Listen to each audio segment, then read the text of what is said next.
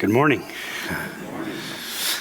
Last week for Minister Appreciation Day, we got this lovely basket of goodies and treats, and Ron and I determined that we weren't going to break into it until after next week, but Don and Susan showed up, so we broke into it last night, and I'm here to tell you it was really good. So thank you guys very much for that gift. It was really neat. I really appreciate all the work that went into that.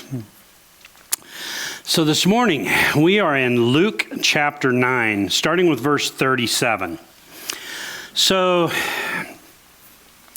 have you ever been sure of something that you could do, but then when you got into it, you realized you couldn't do it? I call it having confidence without the competence, is kind of the way I describe that. As a matter of fact, I wrote a story in a book that I wrote years ago, and I called the story Confidence and Competence. I'll read it to you. Oh, by the way, there's a little part that goes with it. I was recently asked what the difference was between being competent and confident about something. I think it is really rather simple. If you are competent, then you can be confident. But if you are confident, then you are not necessarily competent, unless you are extremely smart and have a good common sense about the subject at hand. Okay, well, maybe it's not so simple. Here, let me illustrate it. When I was about 6, I was fascinated by rather simple things like thermometers. What made them go up and down in the tube? So I took the thermometer out of the case and I stuck it under the hot water faucet. It shattered. I didn't know what to do. I didn't want to tell my mom that I had broken the thermometer, but I didn't want to just put it away and have someone else get hurt on it. So I wrote a note that read, "Please don't use this 'cause it's broke," and put it back in the medicine cabinet. You see, I was confident that my note would save the person who needed to use it next, and that no one would know who it was that broke it. However, I was not competent in writing my note. For those of you that spell like I do, I only spelled one of the words right. The only problem with my theory is that somehow someone in the house knew who wrote the note, thus ruining my confidence. Let me try it again. When I was a little older, Mom asked me to start the grill out on the deck.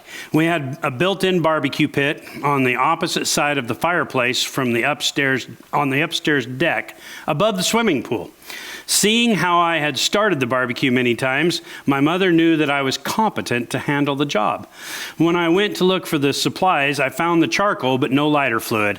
I was confident that I could use gas to start the charcoal and all would be fine. I found a small cottage cheese container and filled it with gas from the lawnmower.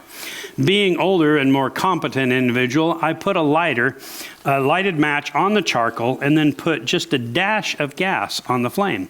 Immediately, the flame jumped up into the container that I was holding. I confidently threw the container into the pool, knowing it would put out the fire, and the fire was doused. Did I mention that the upper deck was a covered deck? Well, it was. Although I competently threw the carton into the pool, I realized too late that I had thrown the contents of the container in an arch, causing the lighted gas to trail across the ceiling of the covered porch. Luckily for me, my sister Deanna had been less confident in my abilities, and she had hooked up a garden hose and completely put out the fire. So you see, confidence is all in the eyes of the beholder, and competence is just a fantasy of things hoped for. So my purpose in sharing that with you, though, is that sometimes we can feel like we are confident that we can do something and that we are competent in it. But sometimes those realities aren't exactly what you might think. Today's story is one of those stories. You see, we were reading a couple of weeks ago that Jesus had sent the disciples out, the apostles. He had sent the apostles out, the 12, 2 by 2 out into the world to spread the gospel. And he had given them the ability to heal, to forgive, and to kick out demons. And so he sent them out into the world, and they did this. They came back and they were excited because, wow, look what we did. And they were sharing with each other. They were sharing with Jesus about everything that had happened. And they were amazed at God's power. So, therefore, they had confidence that they could do these things. After the transfiguration, when Peter, James, and John went with Jesus up onto the mountain, and they had seen Elijah and Moses, and they had talked with them, and they heard Jesus talking to them, they coming down from the mountain. And this is what happened. It says, the next day, in verse 37 of Luke chapter 9, the next day when they came down from the mountain, a large crowd met him. A man in the crowd called out, "Teacher, I beg you to look at my son, for he is my only child. A spirit seizes him, and he suddenly screams. It throws him into convulsions, so that he foams at the mouth. It scarcely even ever leaves him, and is destroying him. I begged your disciples to drive it out, but they could not." You see, the disciples had actually done this. They had seen it done. They had followed Jesus and seen how he had healed and kicked out demons, and then they had gone out and done that themselves. But then when they ran into this demon, they were not able to do so. They were confident, but for some reason, they weren't competent enough to do this. And so Jesus, having just come down from the mountain, sees this huge crowd. Who's in this crowd? Well, we know from one of the other accounts in Matthew that a lot of these people were Pharisees and Sadducees that had come in as well. And as they are approaching Jesus, I can see Jesus just seeing these people and knowing what their thoughts were. And he knows that they do not believe.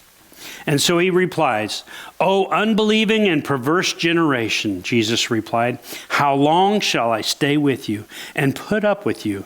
Bring your son here." It almost sounds a little bit harsh, doesn't it? You know, "Oh, you perverse and what does he say? You unbelieving and perverse generation." But I believe what he's talking about here is that how long, how many miracles do you need to see? See, I think a lot of times the people were seeing the signs and the wonders, and they were amazed by it, but they weren't believing. They believed that they were seeing these things and they were amazed by them, but they didn't believe that Jesus Christ was the Son of God. And in believing the things that they did believe, the things that they did see, they were not following Christ. So there were some gaps here in their belief and in their understanding. So I'm going to read also these same verses, but in Matthew and Mark. So I'm going to read first of all from Mark. Mark chapter 9 and verses 14 through 32. When they came to the other disciples, they saw a large crowd around them and the teachers of the law arguing with them. As soon as all of the people saw Jesus, they were overwhelmed with wonder and ran to greet him. "What are you arguing with them about?" he asked. A man in the crowd answered, "Teacher, I brought my son who is possessed by a spirit that has robbed him of speech. Whenever it seizes him, it throws him to the ground. He foams at the mouth, gnashes his teeth, and becomes rigid. I asked your disciples to drive out the spirit, but they could not." "You unbelieving generation," Jesus replied, "how long shall I stay with you? How long shall I put up with you? Bring the boy to me." So they brought him. When the spirit saw Jesus, it immediately threw the boy into a convulsion. He fell to the ground and rolled around, foaming at the mouth. Now I'd like to read to you from Matthew, the same verses again, Matthew chapter 17 and verse 14 and following. When they came to the crowd, a man approached Jesus and knelt before him. "Lord, have mercy on my son," he said. "He has seizures and is suffering greatly. He often falls into the fire or into deep water. I brought him to your disciples, but they could not heal him." "You unbelieving and perverse generation," Jesus replied, "how long shall I stay with you? How long shall I put up with you? Bring the boy here to me." Jesus rebuked the demon, and it came out of the boy, and he was healed at that moment. Now, I read the three stories because each one of them tells it just a little bit differently. The same story, the same events, but in a different order or sometimes in the different way of saying it. But it's all the same story from the three different synoptic gospels. And so as you see these and you see the different information that's brought out, you see that each one of them has some things that is important. The one that kind of sticks out to me the most is in Mark. When you read Mark's account, and he says, Jesus asked the boy's father, "How long has he been like this?" "From childhood," he answered. "It has often thrown him in fire and water and killed him. But if you can do," now listen to this. This is the father. "But if you can do anything, take pity on us and help us." This is Jesus replied. "If you can," said Jesus, "everything is possible for the one who believes." Immediately the boy's father exclaimed, "I do believe. Help me overcome my unbelief." My son Cody wrote a song and produced it about these verses. And it starts out basically saying, "I believe, help my unbelief." The whole theme of the song is I do believe, I do trust in you, but sometimes my trust is weak, my faith is weak. Help me in my unbelief. Build me up. Help me to have the faith that you desire. If we continue on in Matthew, it says, when Jesus saw that the crowd was running to the scene, he rebuked the impure spirit. "You deaf and mute spirit," he said, "I command you to come out of him and never enter him again." The spirit shrieked, convulsed him violently, and came out. The boy looked so much like a corpse that many said, "He is dead." But Jesus took him by the hand and lifted him to his feet, and he stood up. After Jesus had gone indoors, his disciples asked him privately, "Why couldn't we drive it out?" And he replied, "This kind can come out only by prayer." They left the place and passed through Galilee. Jesus did not want anyone to know where they were, because he was teaching his disciples. Jesus had a plan, and he revealed things in time with his plan.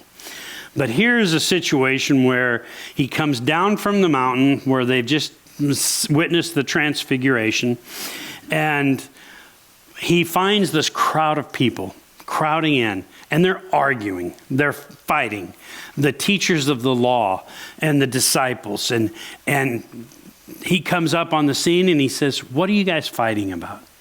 And a man steps out with his son, and he says, "Please, can you help him? Can you heal him?" And Jesus says, "Can I?"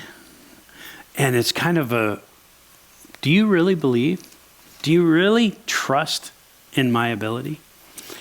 Well, what has happened?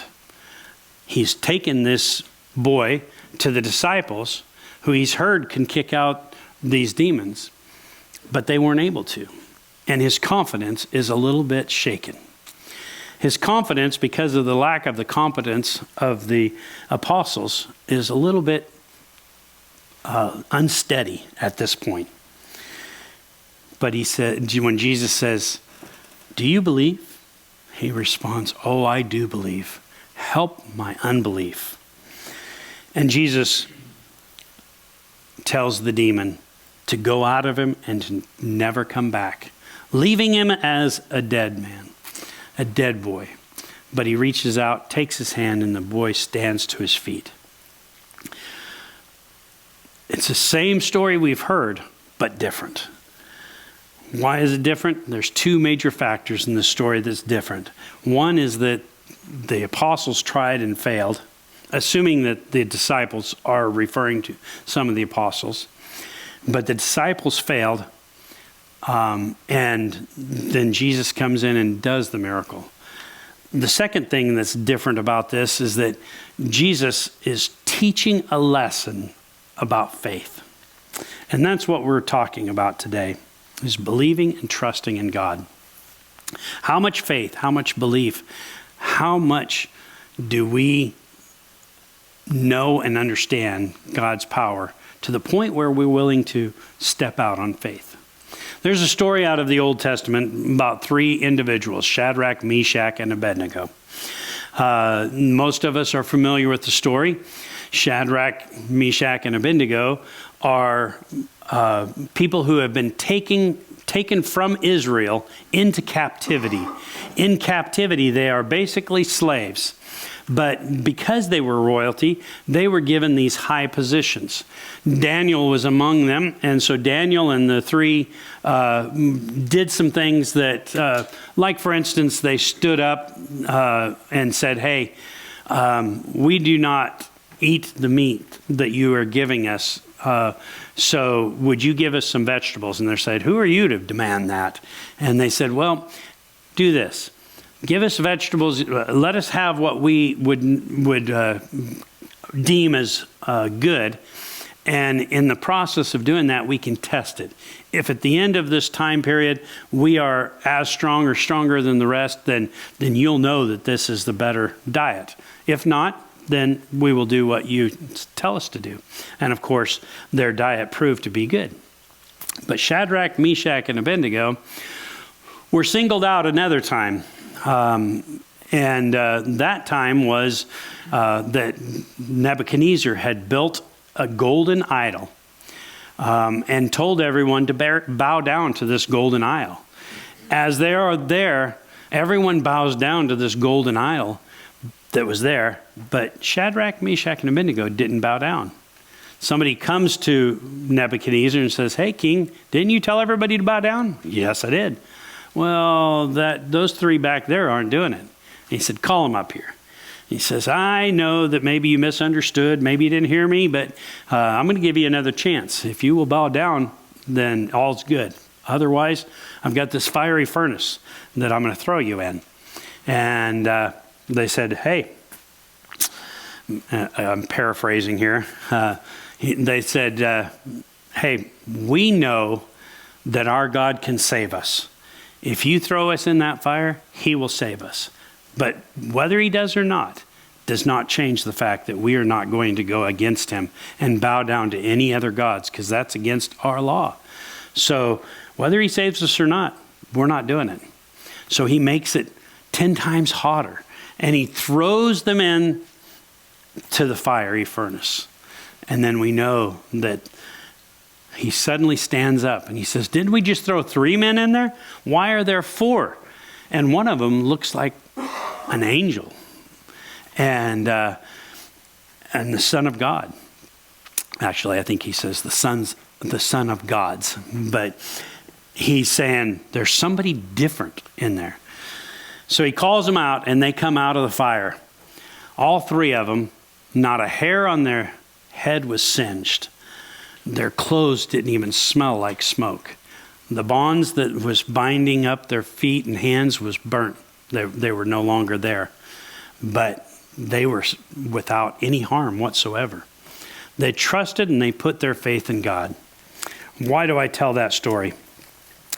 There's a difference between having a faith that I believe it can happen, and there's a faith that I believe that God could not only do this, but no matter what he does or does not do, I still believe that he is the God of all things. Why is that important? Because sometimes God doesn't give us everything we want. Sometimes God doesn't answer the prayers the way we want them answered. But trusting in him, believing that he is in control of all things and knows what's best, that's the belief that we want to have. One of the songs that we sang this morning, I surrender all. What does that mean? It means whether I like it or not, I'm giving it all to God. Whether he gives me what I want, what I desire, it doesn't matter. I'm going to give it into his hands and let him be in control of all things. He is going to be the one who is making those decisions, not me. But how often do we do that? The other. We go to God in prayer with our desires and our wants and our list of everything that we want God to do. And if we don't get those things, then we're disappointed or maybe even lose faith. But this situation that we're in here tells us a little bit of a different way of behaving. Jesus in verse 42 of Luke chapter 9 says, even while the boy was coming, the demon threw him to the ground in a convulsion. But Jesus rebuked the evil spirit, healing the boy, and gave him back to his father. And they were all amazed at his greatness, at the greatness of God. Now, Jesus is doing these things for our purpose, for our benefit, for the purpose of teaching and sharing with us what his desire is. He desires for us to know that God has the power. He has the ability to do these things, that those things would happen. But why were the disciples not able to do this? I mean, if they were able to do it before, why weren't they able to do it now? Some people believe that when Jesus sent them out, he gave them the power, and then when they came back, he took that power back from them. I don't believe that's the case. I think there's another explanation, and Jesus gives that explanation. It says in 43, while everyone was marveling at all that Jesus did, he said to his disciples, listen carefully to what I am about to tell you. The Son of Man is going to be betrayed into the hands of men. But they did not understand what this meant. It was hidden from them, so that they did not grasp it, and they were afraid to ask him. So we see there that he's referring to the fact that his death is imminent, that it's coming. In Matthew chapter 17, then the disciples came to Jesus in private and asked, why couldn't we drive it out? He replied, because you have so little faith. Truly, I tell you, if you have faith as small as a mustard seed, you can say to this mountain, move from here to there, and it will move. Nothing will be impossible for you. The mustard seed, what do we know about the mustard seed? It's the smallest, or one of the smallest seeds that we know. Very, very tiny. And Jesus says in another place that this mustard seed that is so small grows up to be a tree. And that tree is substantial enough that birds come and rest in its branches. It's not just a little shrub, it's a big shrub, a big tree. And he says that little seed grows into something big, majestic. He said, if you have faith as small as a mustard seed, you can move mountains. You can do great things. I believe that the disciples were arguing with the teachers of the law, and they were probably questioning them and maybe even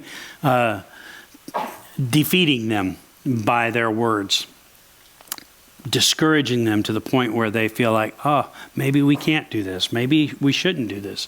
Maybe this isn't the right thing to do.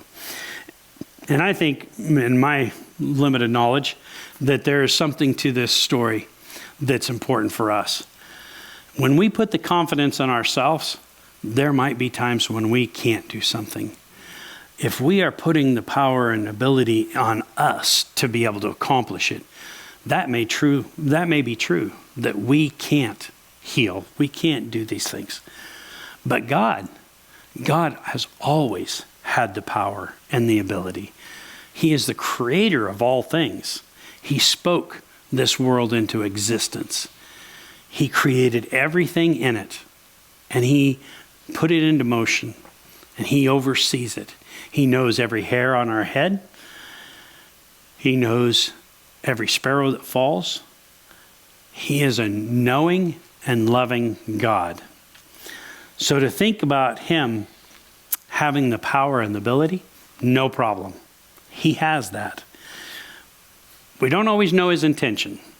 And this is where the conflict comes.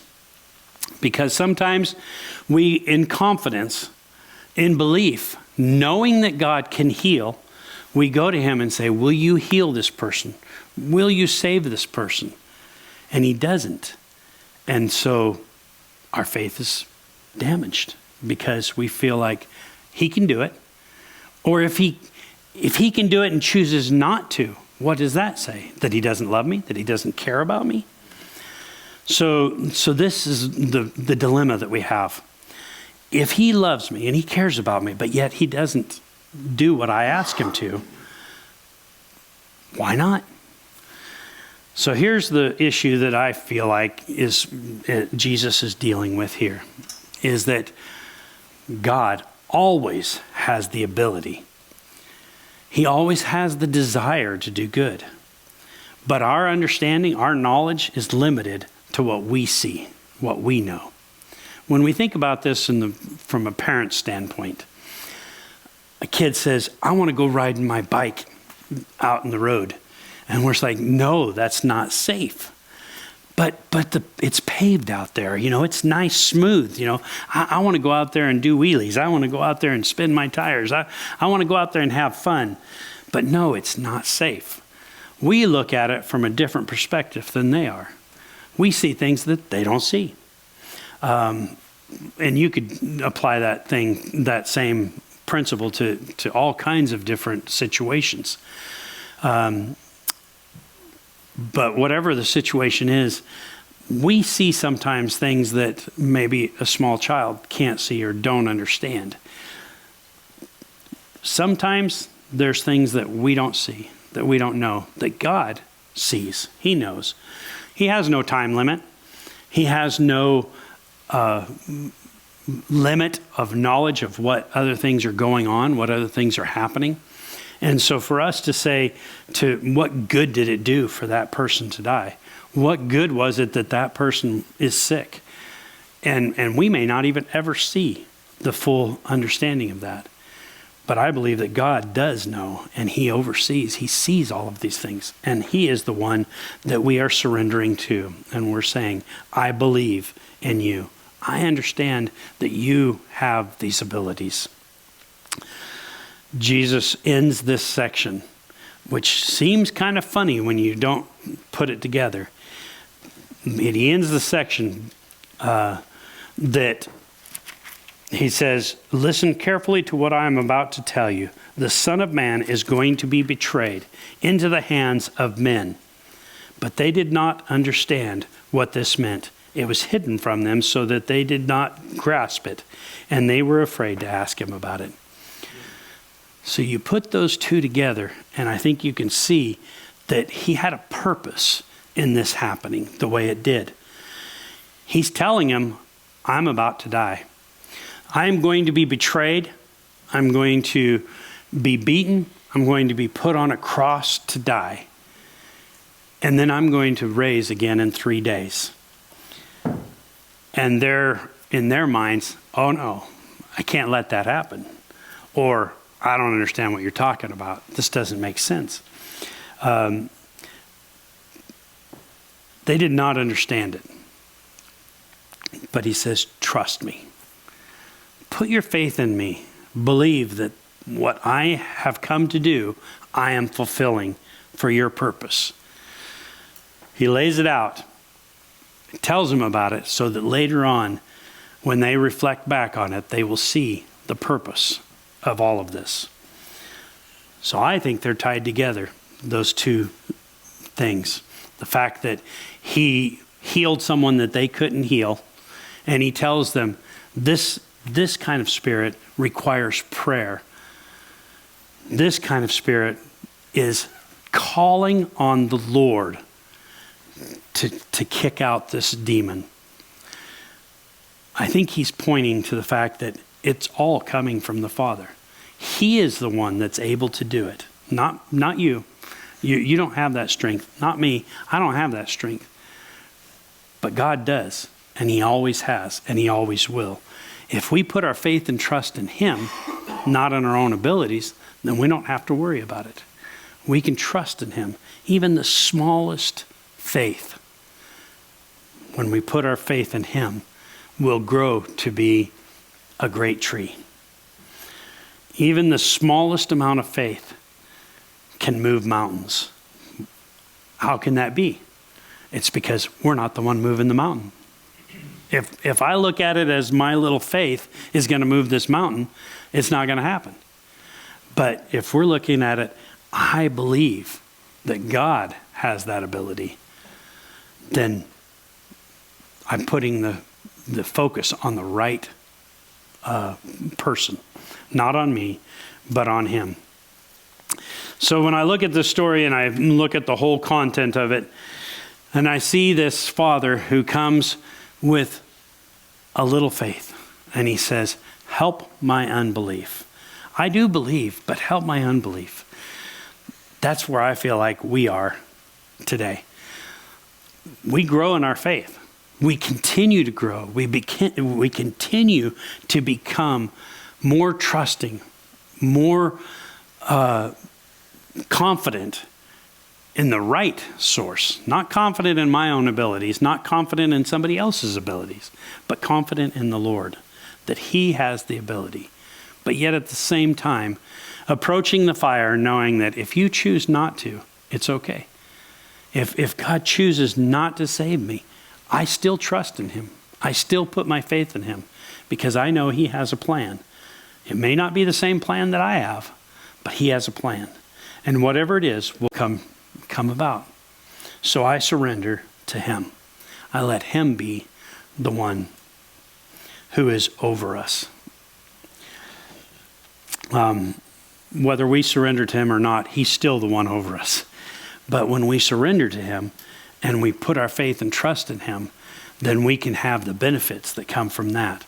The peace that passes all understanding. The comfort in knowing that no matter what, he is the one that's over all of it. And the promise, the confidence of eternal life with him. Because even if we die, even if this body ceases to live, God has already prepared a place for us, and he is waiting for us. And it's a joyous day when we get to go and be with him. So in all of these things, the question that I have for you, the question for myself is, do I believe?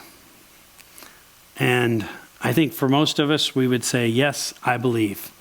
But help me in my unbelief. Help me when I'm struggling. Give me the confidence of knowing. Strengthen me when I'm weak, when I don't have that strong faith that I need to have. Because I know that you are able, that God is able to do these things.